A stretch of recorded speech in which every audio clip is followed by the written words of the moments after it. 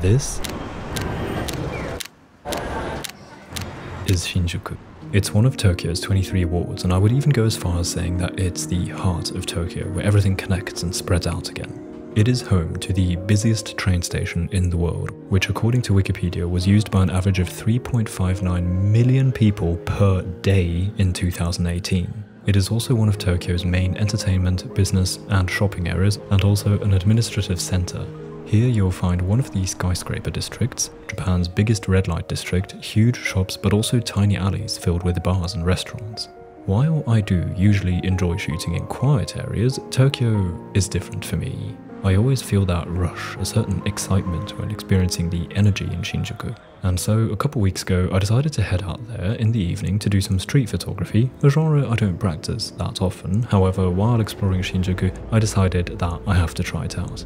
And so I loaded the Pentax K1000 with a roll of Lomography 800 and began in the more quiet streets to then head to the busier areas later.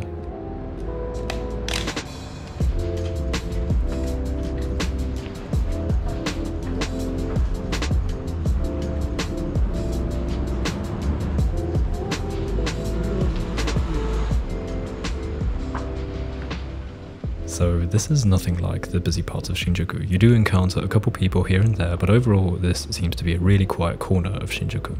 In one of these streets, I found the backside of a building with a bunch of crates stacked on top of each other with some pretty good looking lighting from above. I tried out different angles and in the end decided to just go with the straightforward version.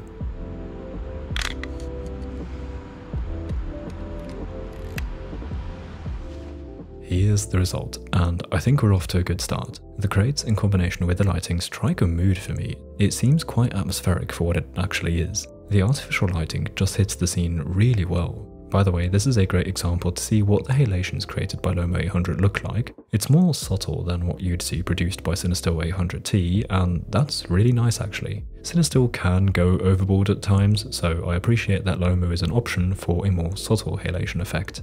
Anyway, I don't think this is a great shot, but good enough to call this a good start with some room for improvement.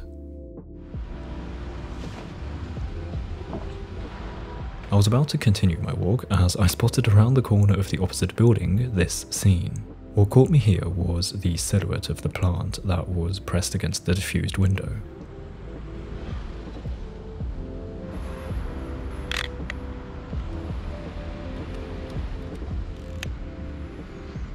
Here is the result, and I'm pretty happy with this. What I like about it is this mixture of abstract shades and the mysterious feeling they add to the scene. Something I'm less content with, however, is the surrounding of the window. This street was very dark and the room quite bright, so the contrast was strong, and hence in the photograph the walls appeared pretty much just black, which I think is a pity. I believe this shot would look better if the lighting outside were a little brighter to add some more context to the photograph and show more of the scene. I like that the back of the van is visible, although even that is a bit too dark. I think this photo would look much better if there were a lamp on the left side to shine a light onto the wall, but that light would then fade weaker towards the middle of the frame so that you still get the contrast.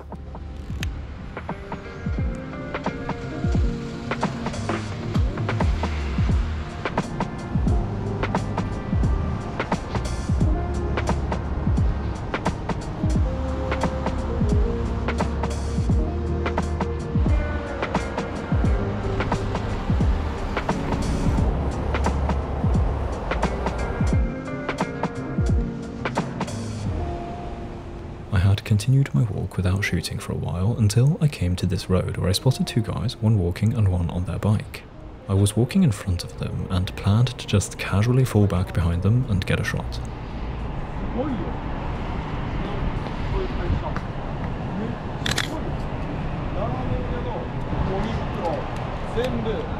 Here is what I got, and I love this. I really like how this one turned out. The two make great subjects that are interesting and add to the characterization of the city. Not just that though, visually speaking, many things here worked out. The lighting on the two looks great in my opinion. It's made of a strong key light that comes from the side, but almost from the opposite side, which gives it that backlight character that wraps around the side of their body. Additionally, I got a bit lucky and the orange light of the van that was behind them added a splash of colour onto the right guy's back, which complements the lighting very nicely in my opinion.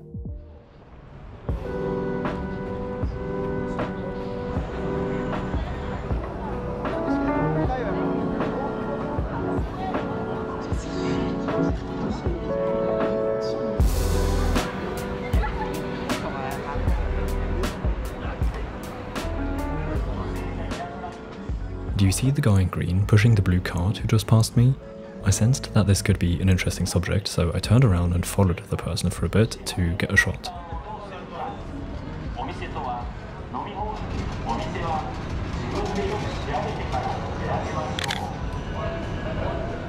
This is the result, and I think this one turned out pretty cool. This is another shot that characterizes Tokyo, I find. You see a lot of workers pushing carts and similar things around in the streets, and I'm so happy with the visual outcome of this particular scene. The green jacket suits this scene so well, and the lighting that mainly comes from the left looks so good again.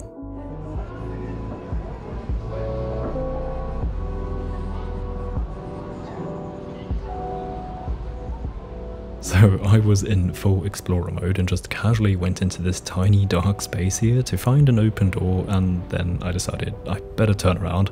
I don't want to end up somewhere sketchy by mistake.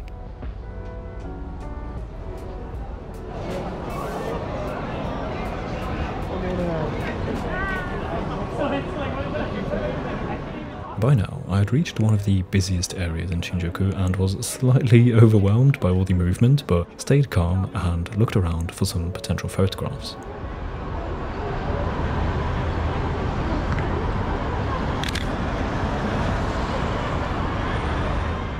Alright, here I found something. This person was sort of randomly standing around in the crossing. There was no one behind them, only the cars and the lights of Shinjuku, so I thought it could work well as a backdrop if I get a shot from this angle, and I think it really did. With a bit of luck, I got the timing just right so that the cars at the back are to the subject's left and right, hence sort of adding a frame. The lighting this time is not great, but it works, and so I'm getting really happy with the result actually. This session has been going very well so far.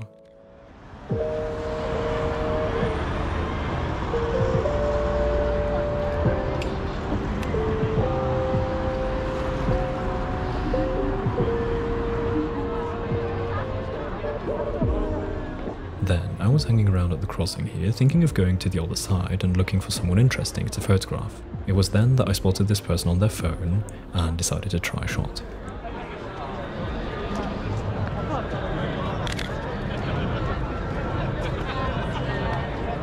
Here is the result, and I think it's pretty cool. It seems to me that even though the background this time is super crowded, the focus still lingers on the subject quite clearly. The composition is so full that it's hard to find structure, but I think the white zebra crossing adds a lot of structure by working as sort of leading lines.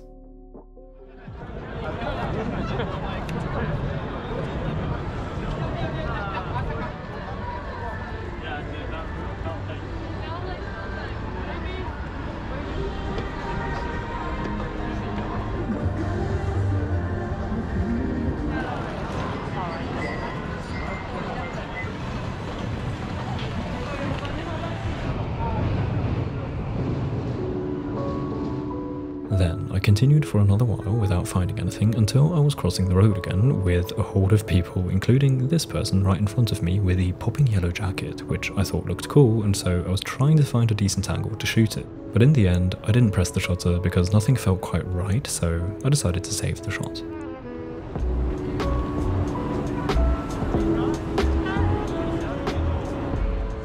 On the other side of the road now, I decided to wait for a certain scene to appear. I knew that at this traffic light cyclists stop at times in an angle that works well for a photograph, so I just waited around for someone to appear.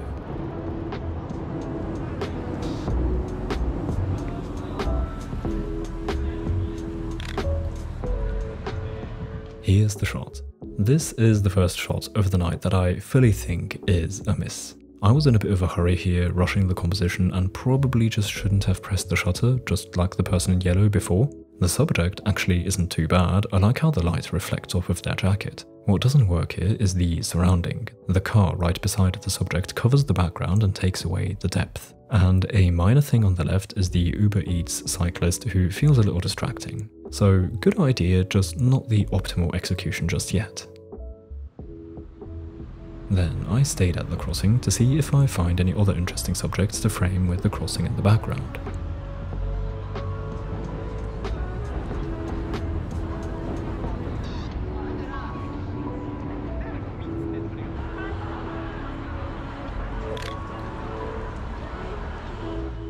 Here is the shot I just got. It's quite a classic shot of Tokyo, I think. People in suits here are a common subject. I think the shot is alright. Overall it works, but there are a couple things I'd like different.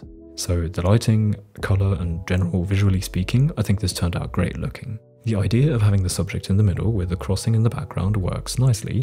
However, I'm not entirely sure about the taxi. It kind of works with the motion blur, but I'm not sure how to feel about it. The other thing I'm not so happy with is the head that's in frame in the right bottom corner. One head only doesn't really work, either none or more, I think. Seeing as this was actually a busy scene, I think including a couple other people in the foreground would have looked pretty cool. However, this way is a bit random. But overall, I think the shot is still decent and I'm pretty happy with it nevertheless.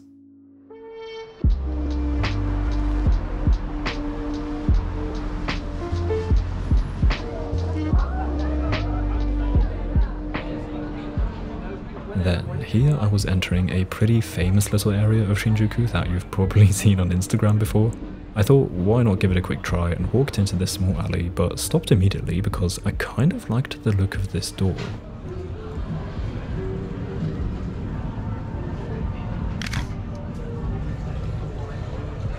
So, I ended up getting this shot, which feels a little random, but I still kind of like it. The bottle holding the door is my subject here, and it leads me into another scene inside what I believe is a kitchen with a bunch of stuff visible even just through this rather small angle. And I even got a hand into the picture by chance, which adds to the atmosphere of the scene, I find.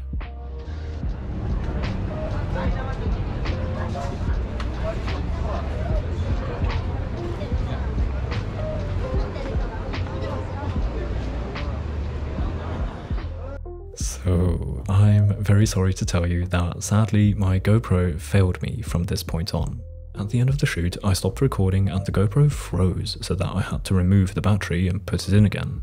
I suppose that partly caused this. The last couple of clips from the shoot weren't saved, and so I don't have any more footage. Therefore, I'm just going to show you the last shots like this because one of my favourites is still to come. So these alleys here are filled with tiny restaurants and it has become a highly touristy spot. Personally, I don't really like shooting in these conditions and I don't want to add to the overfilled touristy nature of this place. Therefore, I kind of just speeded through there pretending to be a local and just got a couple shots. Well, actually quite a few, but you have to imagine me doing this in high speed. I was semi-fast paced walking through these alleys and stopped around 5 seconds to snap a photo and then continued. Therefore, these shots don't look so meticulously composed, but I find that they have their own unique character due to the circumstances. They feel very real somehow.